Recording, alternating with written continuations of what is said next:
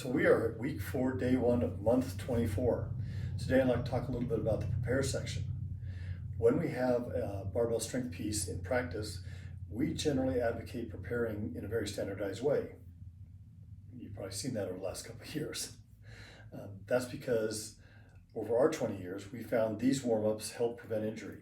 We highly recommend following the prescribed warm-ups, and if you feel you want to do something different, take a second and ask yourself why. First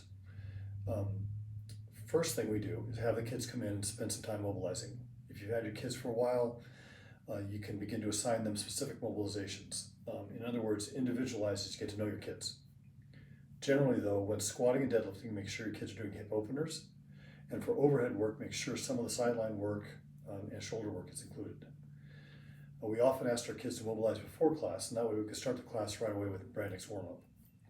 Brandix warm-up is a set of movements that we found not only got the kids ready for lifting, but allowed us to assess how they were moving that day.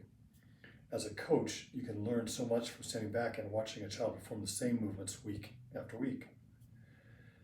After the Brandix warm-up, have each of your kids perform a few reps of the movement they're going to be doing that day. This should be done individually with you standing in front or to the side of each kid. So if, like today, they're doing deadlifts, I would walk up to one of my kids and have them perform 5 to 10 deadlifts with the PVC. You can use this time to not only further assess their readiness to lift on the platform, but also to check in with them. Ask them how school is going, what they had for breakfast, or just how they're feeling that day. It might be the one time during the day anyone is focused on them and ask them how they're doing. It's your chance to connect with your young athletes.